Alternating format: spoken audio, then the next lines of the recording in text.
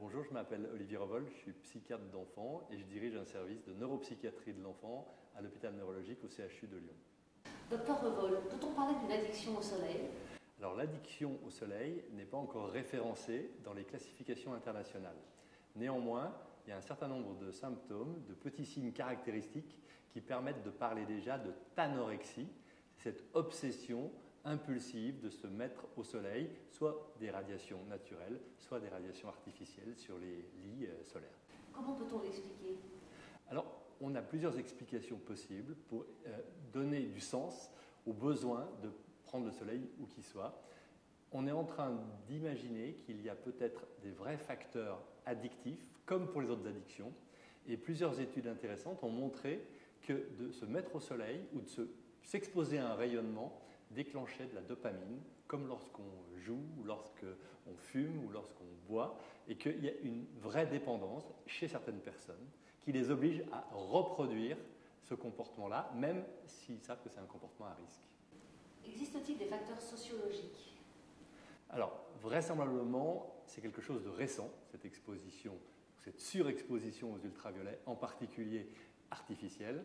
Ça date des années 70 en Amérique du Nord et peut-être un peu plus récent en France. Les raisons sociologiques sont liées à l'importance de l'apparence dans notre société.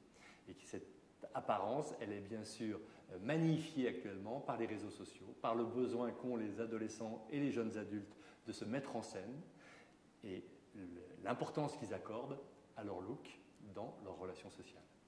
Est-il possible de définir un profil à risque pour ce type d'addiction? Alors, comme pour toutes les addictions, il est évident que l'adolescence est une période à risque, puisque c'est un moment où on a envie d'essayer plein de choses et où l'adolescent a un rapport privilégié avec sa peau, puisque c'est un moyen de séduction pour lui.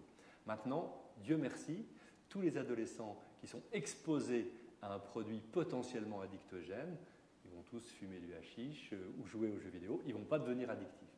On pense que ceux qui deviennent addictifs, c'est ceux qui ont un profil psychologique particulier, sans doute dans un milieu familial particulier et dans un environnement aussi différent des autres. Alors, pour aller simplement, le profil particulier, ce sont souvent des adolescents qui manquent d'estime d'eux-mêmes.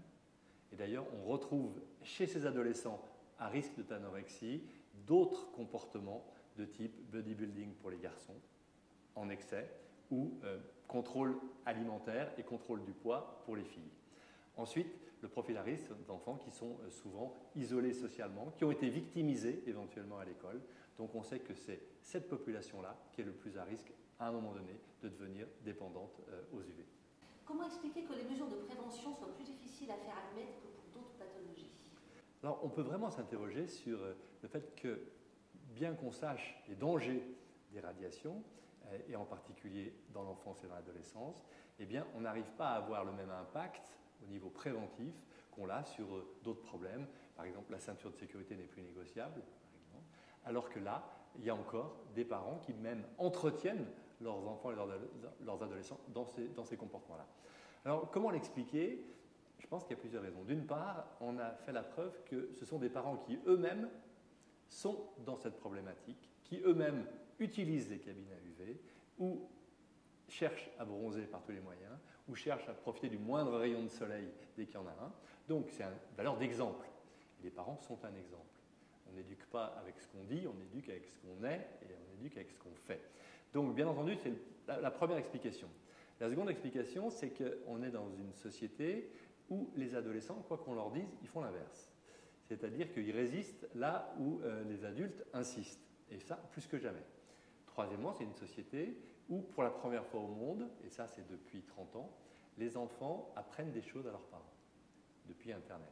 On a tous demandé à nos enfants de nous installer un programme ou de nous formater notre téléphone. Donc, le discours des parents n'est plus aussi crédible et légitime qu'il l'était auparavant. C'est-à-dire que même si les parents eux-mêmes ont compris le danger, eh bien, ils sont moins capables de transmettre cette information aux adolescents du fait des transformations sociologiques. Quelles solutions pourrait-on proposer pour améliorer cette prévention? Alors, les solutions pour améliorer la prévention sont finalement assez simples, à condition qu'on tienne compte du contexte familial, sociologique et bien entendu psychologique. D'abord, repérer les enfants et les adolescents à risque, savoir qu'un enfant qui a été victimisé ou un enfant qui est déjà trop préoccupé par son image et qui a une mauvaise estime de lui, il est à risque. Donc il faudrait le repérer et mettre en place, avant de lui parler des conséquences à long terme au niveau cutané, lui parler plutôt de son estime de lui et travailler sur son estime de lui. La deuxième chose, c'est que le message de prévention, qui est vraiment un message de santé publique, il ne peut plus, comme au siècle dernier, être descendant. Parce que cette génération, elle n'écoute plus les messages qui viennent d'en haut, elle écoute les messages qui viennent across, par les social networks, c'est-à-dire par les réseaux sociaux. C'est-à-dire que si on voulait vraiment faire de la prévention, il ne faut pas que ce soit des médecins qui viennent faire des cours à l'école ou des adultes qui interviennent auprès de ces enfants-là. Il faudrait que le message soit porté par les adolescents eux-mêmes. On imagine bien des beach boys qui vont sur les plages avec un t-shirt où c'est marqué « Attention au soleil » et que ce message-là soit porté donc par leur père, P-A-I-R-S, et non pas par leurs parents, avec des explications, parce qu'il y a un autre code de cette génération-là, c'est qu'il vaut mieux convaincre plutôt que contraindre. C'est-à-dire que notre génération à nous, eh bien, on avait le sens du devoir. On nous disait c'est comme ça et c'est pas autrement, et on pensait que c'était comme ça et pas autrement. Maintenant, cette génération-là a appris à aller vérifier si c'était vrai ou pas vrai. Donc, il faut leur donner du sens, il faut leur expliquer. Puis peut-être leur expliquer que les conséquences ne sont pas aussi uniquement à long terme, mais ça peut être aussi à très court terme, que c'est maintenant qu'ils fabriquent leur capital soleil et que finalement, il faudrait agir tout de suite alors qu'ils ont tendance à être en grande difficulté dans les messages de prévention qui exposent un futur qui est très lointain et incertain. Parce que c'est le dernier point, cette génération-là, depuis les massacres en Syrie en Amérique du Nord, depuis les attentats, a compris qu'on pouvait mourir du jour au lendemain. Et donc ils veulent profiter de la vie maintenant, tout de suite. Donc il faut aussi tenir compte de ça dans les messages de prévention, dans les campagnes.